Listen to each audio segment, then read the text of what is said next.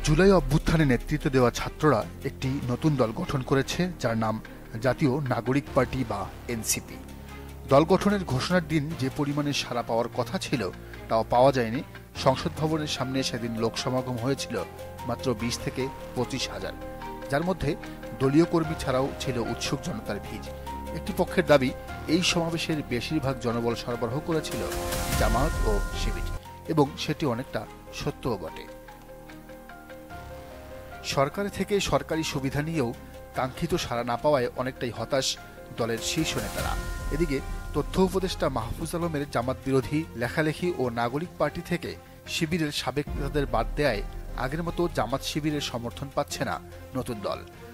দ্রুত সৃষ্টি হয়েছে জুলাইয়ের অন্যতম প্রধান শক্তি মাদ্রাসা ও প্রাইভেট বিশ্ববিদ্যালয়ের শিক্ষার্থীদের সাথেও। আর চাঁদাবাজি, সমকামী ইস্যু, মাদক ব্যবসা, এমন নানা কাণ্ডে দলটির কর্মী সমর্থক ও নেতারা জড়িয়ে পড়ায় ভুল বার্তা যাচ্ছে জনগণের কাছেও। সব মিলে ক্রমেই জনপ্রিয়তা হারাচ্ছে ছাত্রদের নতুন দল ও তাদের নেতারা। ফলে আগামী জাতীয় সংসদ নির্বাচনে তারা যে ভালো ফল করবে না, এটা দিবালোকের মতোই স্পষ্ট। তাহলে কি হবে এনসিপির ভবিষ্যৎ? কিভাবে তারা মোকাবেলা করবে এই সংকট? রাজনীতি বিশ্লেষকরা বলছেন, সরকারের আশীর্বাদে গড়ে ওঠা দলটি সংকট থেকে উত্তরণে দুটি পথের চিন্তা করছেন। একটি হলো হার্ডলাইন, অন্যটি সমঝোতা। প্রথম পদক্ষেপটি বেশ কঠিন। সেটি হলো গণপরিষদ নির্বাচন ও স্থানীয় নির্বাচনের নামে জাতীয় সংসদ নির্বাচন পিছিয়ে দেয়া। এভাবে 2 থেকে 3 বছর ক্ষমতায় থেকে নিজেদের দল আরও বেশি শক্তিশালী করার পর নির্বাচন দিলে বেশ ভালো ফলাফল করা সম্ভব বলে মনে করছেন ছাত্ররা। এক্ষেত্রে তাদের প্রধান বাধা হলো বিএনপি। জামায়াত তাদের সহযোগিতা না করলেও খুব বেশি চাপ প্রয়োগ করবে না। যদিও এই পথ বেশ কঠিন, কারণ ডক্টর মোহাম্মদ ইউনূসের আন্তর্জাতিক সমর্থন একেবারেই তলানিতে। বিশেষ করে তার সমর্থিত আমেরিকান প্রেসিডেন্ট প্রার্থী কমলা হ্যারিস হেরে যাওয়ার পর আগের মতো বৈশ্বিক সাপোর্ট পাচ্ছেন না তিনি। আবার দেশের ভেতর আইনশৃঙ্খলা পরিস্থিতিও ভালো নাই। তার উপর বিএনপি যদি মাঠে আন্দোলনে নামে, তাহলে সরকারের টিকে থাকা বেশ মুশকিল হয়ে দাঁড়াবে।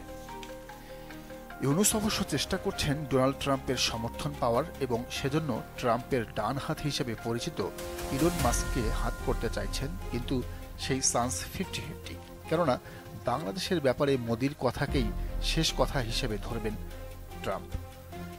ইউনূস অবশ্য বিকল্প পথ খুঁজে রেখেছেন, এজন্য এ মাসেই যাচ্ছেন চীন সফরে।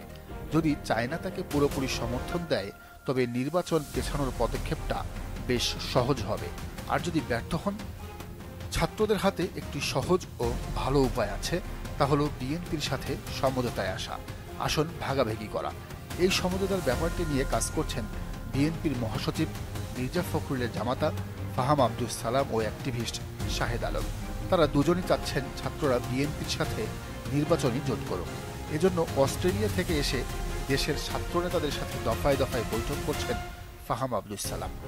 যদি এই জোট সফলতার মুখ দেখে, তবে ছাত্ররা অন্তত 20টি আসন চাইবেন, যার মধ্যে নাহিদ ইসলামের ঢাকা 11, হান্নান মাসুদের নোয়াখালী 6, মাহফুজ আলমের লক্ষ্মীপুর 1, শারজিস আলম পঞ্চগড় 1, হাসনাত আবদুল্লাহ কুমিল্লা 4, আসিফ মাহমুদ কুমিল্লা 3, আক্তার হোসেন রংপুর 4 ও তাসনিম জারার ঢাকা 17।